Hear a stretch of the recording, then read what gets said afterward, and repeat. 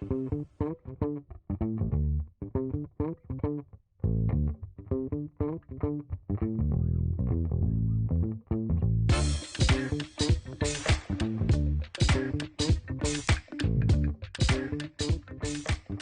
kind of started to talk about how being a woman has shaped, experiences. I'm curious to know, what obstacles you have all faced being a woman in the professional world, which is a big one, but jump right in. Well, How much time do we have? yeah, keep rolling. We gotta get through 20 years, my 30 years, my 40 years, and then we can. I do remember, in this moment always sticks out to me. Right out of school, when I was interning at the music studio, I show up and I am so overly enthusiastic, like with my notepad and just high energy. And the engineer, who's been on his fifth day of 15 hours, just kind of looks up, "Who are you?" And I'm like, "Well, I'm the new intern, and I have a couple ideas. Let's talking to him." He goes, "I'm not here to teach you." And he turned around and just walked off. And that was my first experience. And I was like, okay, I'm just going to make myself indispensable. Mm-hmm. I'm going to watch him and watch his entire setup. And I did this for months. And eventually I would have all the mics set up on the kits. At the time we were tracking drums. And he would come in and it would already be done. And he would be like, okay, all right.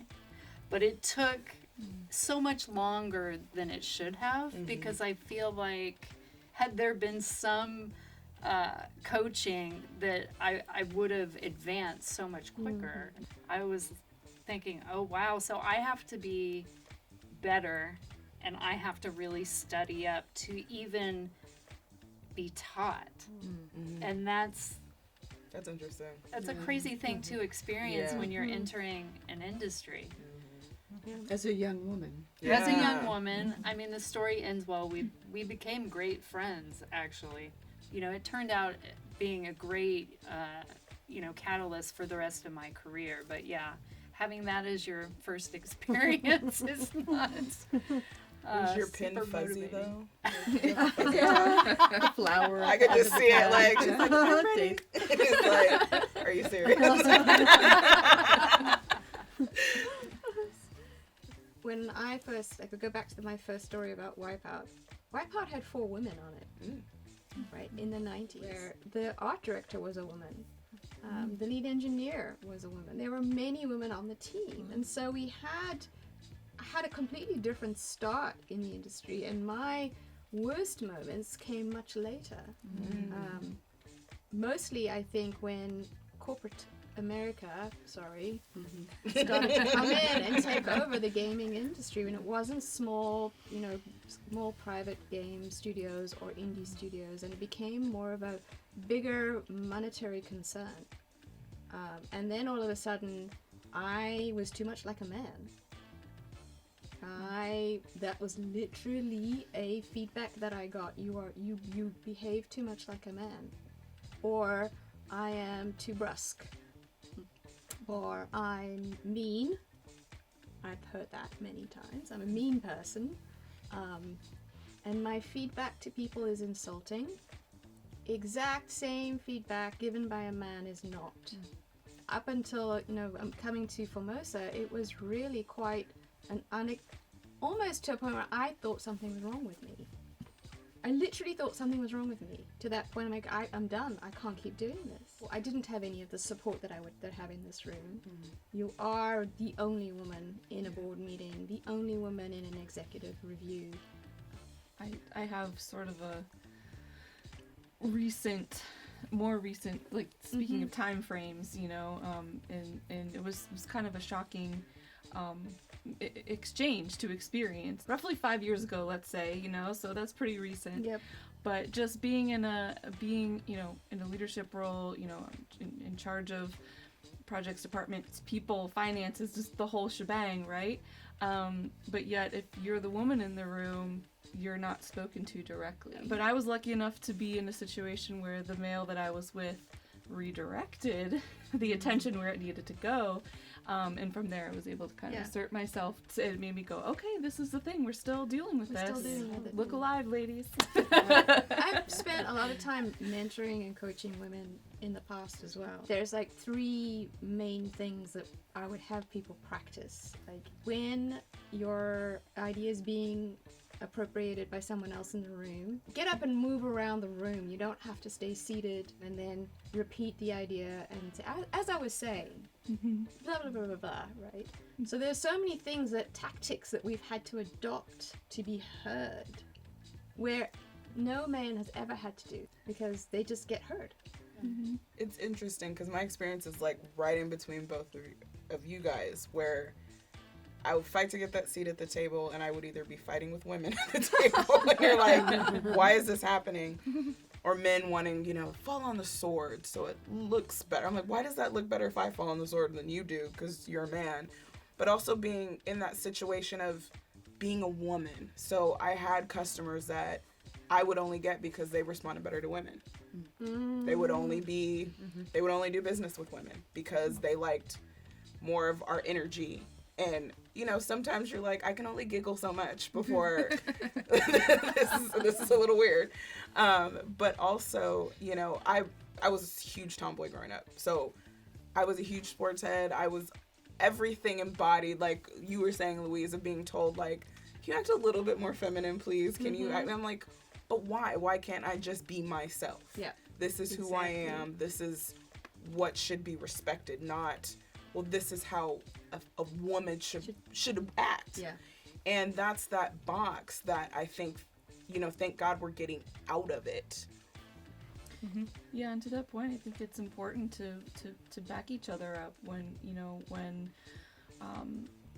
if you're standing up for something and you're coming across mean again, Louise, and I need to stand behind you, I prop you up, I will. You're whispering more mean words. Yeah, say this, see what they say.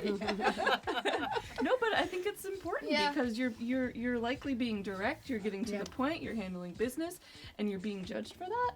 No, so I think in just all of us ladies sticking together and encouraging each other to be ourselves.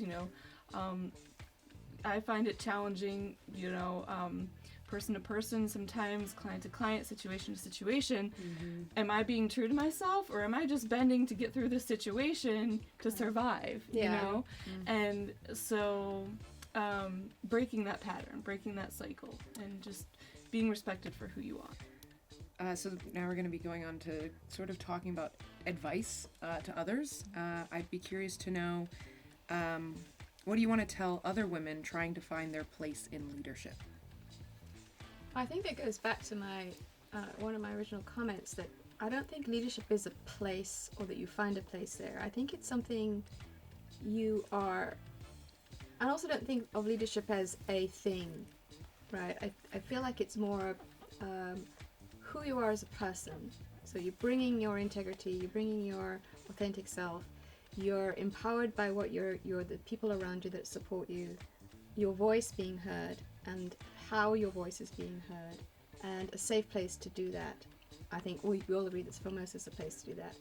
But also in how you work as well, how you collaborate, how you incorporate others in your work, how you value other people. I don't think leadership is a thing, but it's sort of a way of being. It's a way of thinking, and it incorporates everyone around you.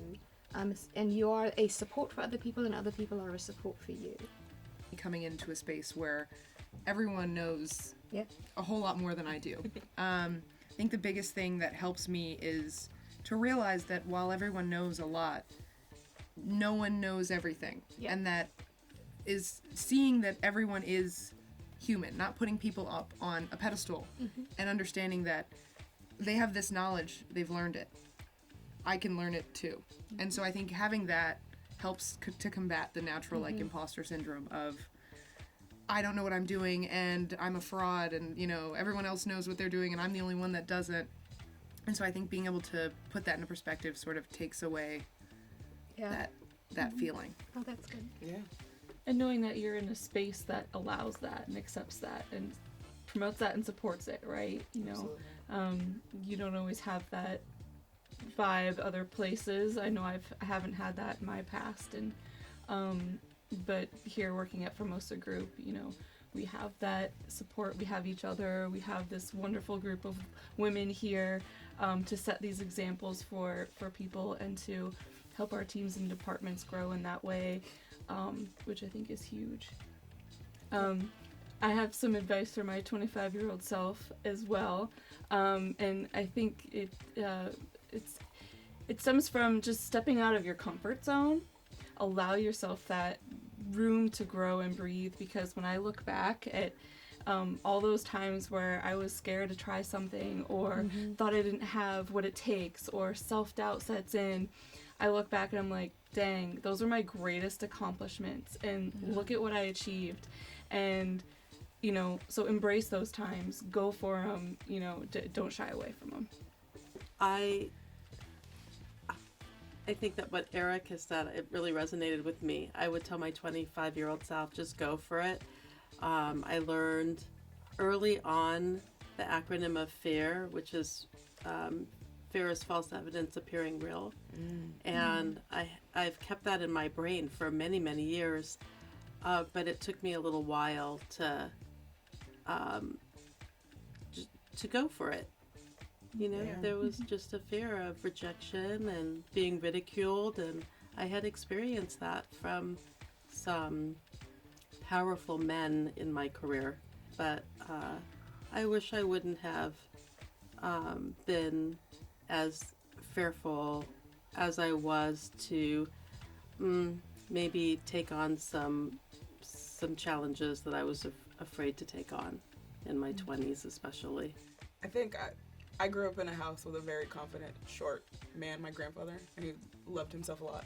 And he used to say, I love me some me. So I grew up, like, probably too confident. But I think... No such thing. But I think what helped me in my 20s, I would say, and I agree to what you guys have all been saying, that let that journey happen naturally. There's not, that path doesn't always have to be so straight.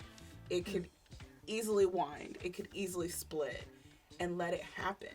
You know, the seasons are going to change. Things, just everything around you can change at the drop of a dime, and be okay with that. Embrace it, not fear it, and make it seem like it's going to be detrimental to your journey. So that was something I would definitely say. And also, be true to yourself. You know, if you do have that confidence in yourself, be honest about that confidence and say that you are that person. And some people are going to love it, some people are going to hate it, but you know who you are and you know what you're capable of, and just run with it. I just wanted to add, and that is building confidence, really. Yeah. When you start